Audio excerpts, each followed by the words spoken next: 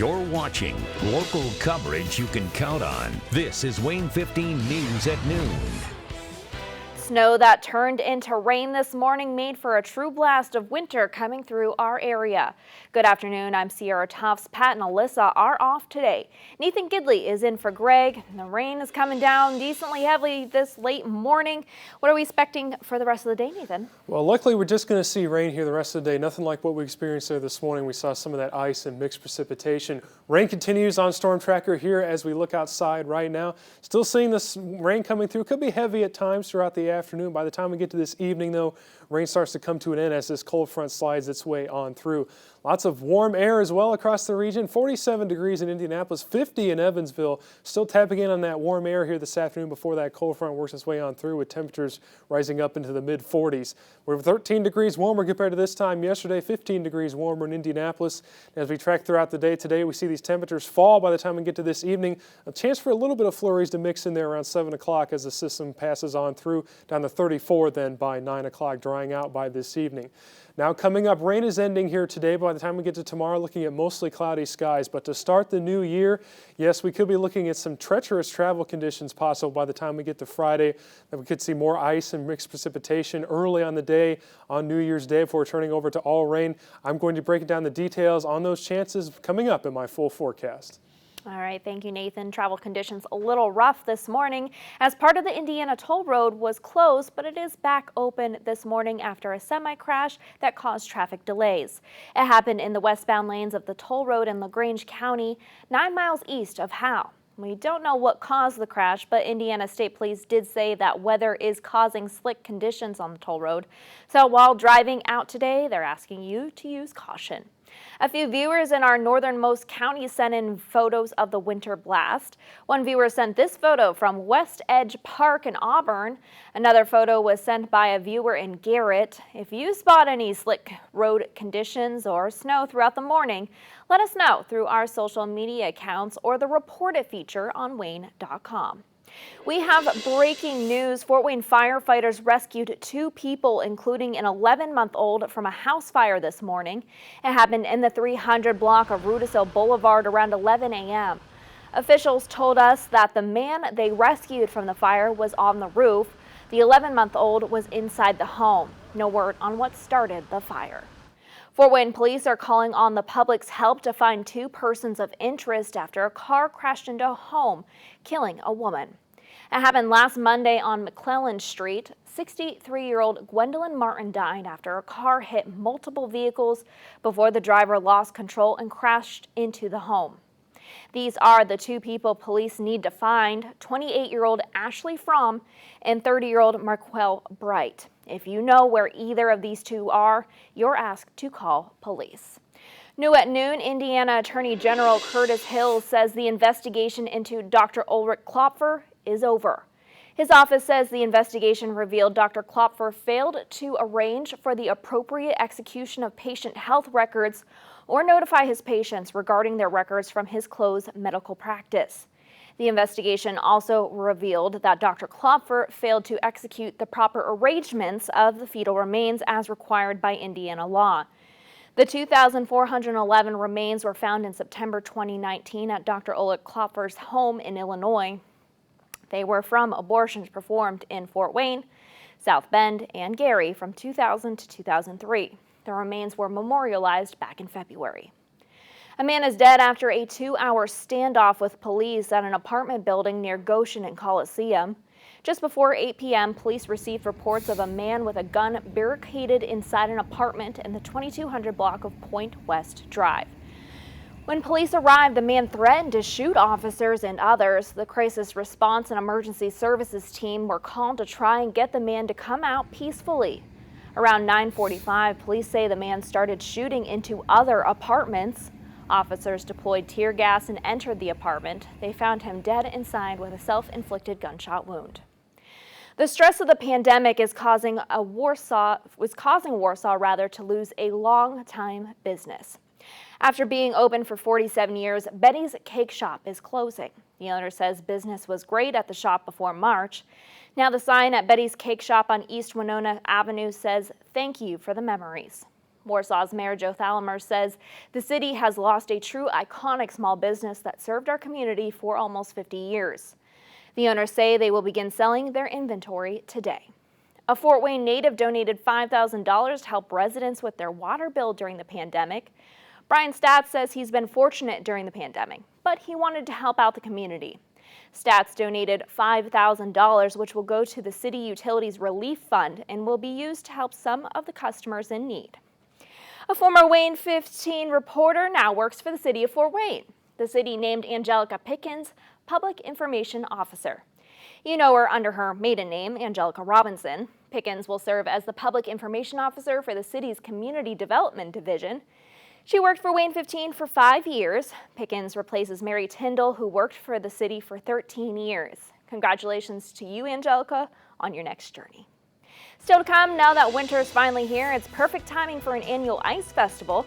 We'll show you how the event in Shipshewana has had to change due to COVID-19 when your #1 news at noon returns. Local coverage you can count on continues with Alyssa Ivinson and Pat Hoffman. You're watching Wayne 15 News at Noon. Every year at this time, the town of Shipshewana holds its annual Ice Festival. Ice carvers from around the Midwest come to sculpt their best creations. But the pandemic has forced organizers to scale down the festival. Ed Ernstez explains. Tuesday morning, ice carvers could be seen at several locations around downtown Shipshewana. It's been that way around this time for the last 13 years as part of the annual Ice Festival. This year, due to concerns about the pandemic, this will be the only activity for this year's edition of the festival. An ice carving event obviously is outside. The ice carvings are all spread out, and people can wear their mask while they're here. Of course, we don't want crowds, but we're not going to have crowds. We're going to have it's going to be all spread out all throughout town. 2 other events usually connected with the festival will not be held.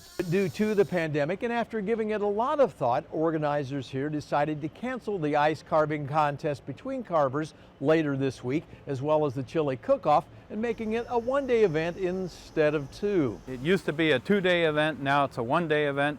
We used to do 30,000 pounds of ice, now we're doing 15,000 pounds of ice, and so that's just what we have to do in this environment. Those interested can still see the finished sculptures. These will be up as long as the weather is cold. And while there, you can check out local different businesses. Area ice carvers are glad to be here and be a part of this festival. A lot of the events have been canceled this year, which has been a huge disappointment. But we appreciate Shipshewana having their event so we can come out and sculpt some ice and have people come out and get out of the house and come check out what we do. Ed Ernst, this is WSBT 22 News. The Shipshewana Ice Festival is on January 23rd at 10 a.m. If you purchase an Ice Festival pin, you'll get exclusive deals throughout the festival. The festival will be at the Wolf Building in downtown Shipshewana. Wow, so much ice in the news. That was a story early this morning, but this afternoon we just have rain moving through the area. I could see some heavy rain at times this afternoon. Coming up, I'm going to break down the details of the rain moving through today, as well as have details on when that ice is going to return for New Year's Day. I have the full details coming up in my full forecast. Local coverage you can count on continues with Alyssa Ivinson and Pat Hoffman. You're watching Wayne 15 News at Noon. Indiana's Department of Health released an updated county COVID map. Wayne 15's Josh Ayen analyzed the recent changes in Northeast Indiana. He joins us at the Wayne.com studio to break down the latest county map. Josh? This week's county map provides a first glimpse into how the Christmas holiday affected community spread of the coronavirus. Now, just a reminder, this map determines the level of restrictions when it comes to things such as gathering sizes, restaurant capacity, and K-12 extracurricular activities.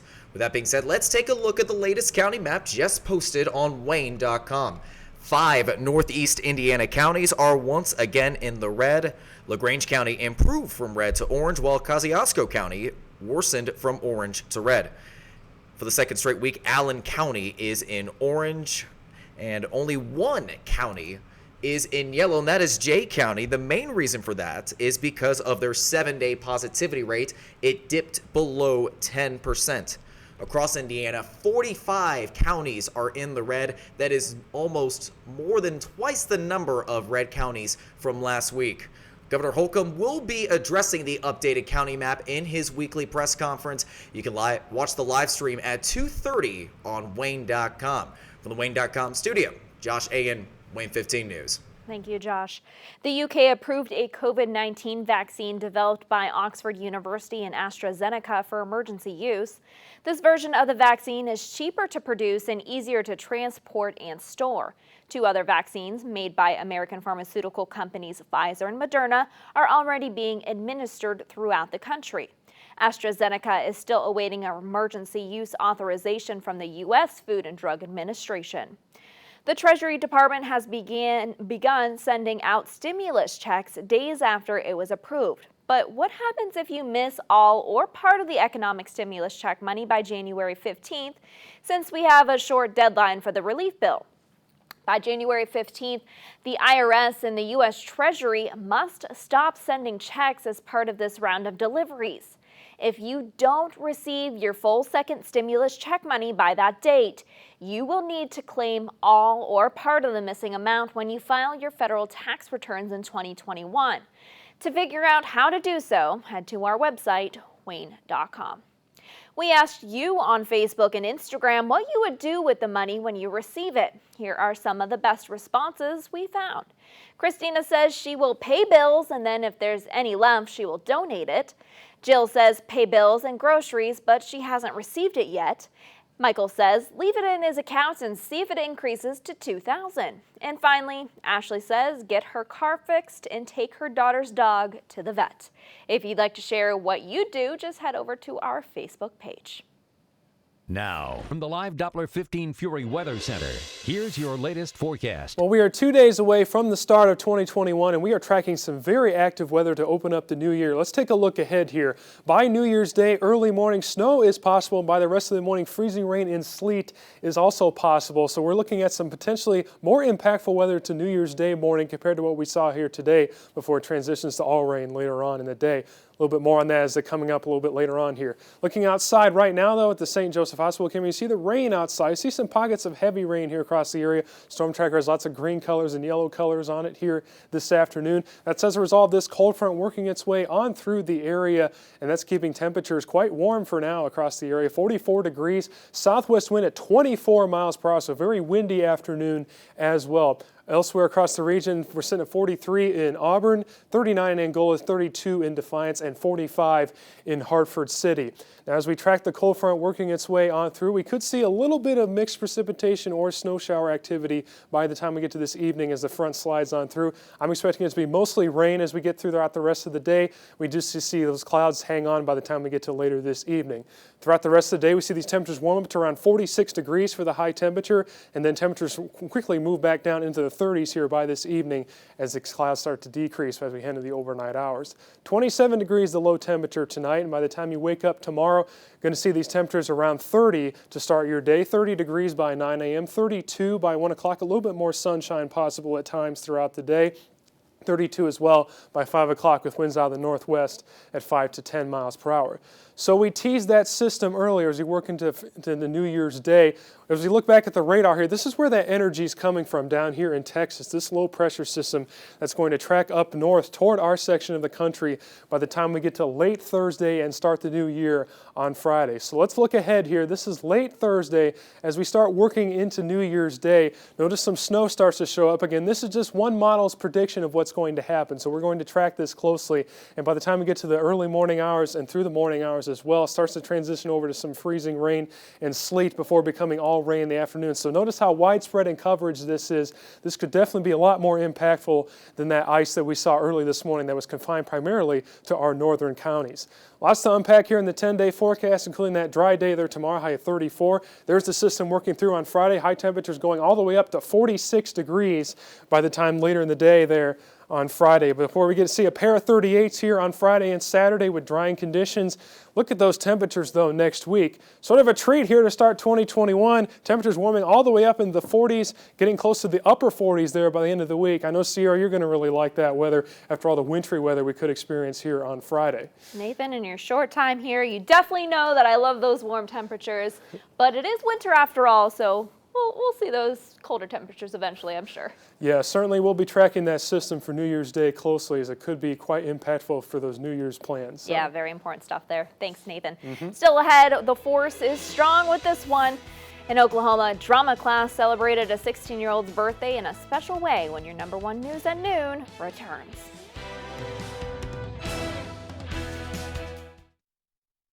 Local coverage you can count on continues with Alyssa Ivinson and Pat Hoffman. You're watching Wayne 15 News at Noon. An Oklahoma high school sophomore got the surprise of a lifetime for his 16th birthday.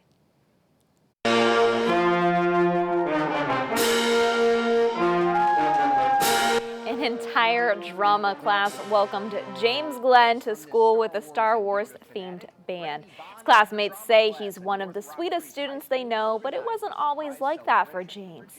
He's autistic and used to struggle socially, but going to this high school gave him a new hope. His celebration included giving him a baby Yoda and singing happy birthday to him as well. We don't have any local first birthdays to share with you today, but to get your baby on TV, simply go to our website, wayne.com, find the Lifestyle tab on the top of the page, and then click on First Birthdays. We'll be right back.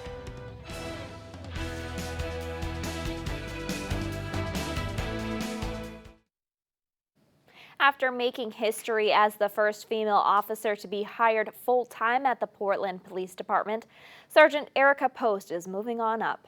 Yesterday, she was sworn in as the Assistant Chief of Police, another first for a woman in the Portland PD. The Ball State grad started as a part-time dispatcher and eventually worked her way up to the rank of sergeant. Sergeant Post is starting her new role on Saturday. Current Assistant Chief Josh Stevenson is taking over as Chief of Police. A big congratulations to both of them. Chirp, chirp. Yes, chirp, chirp. Ball State person over here as well. But you know what I'm saying? Rain, rain, go away. Yeah, still seeing rain today, drying out tomorrow for a mix of precipitation arrives just in time for the new year. Have a good Wednesday, everyone.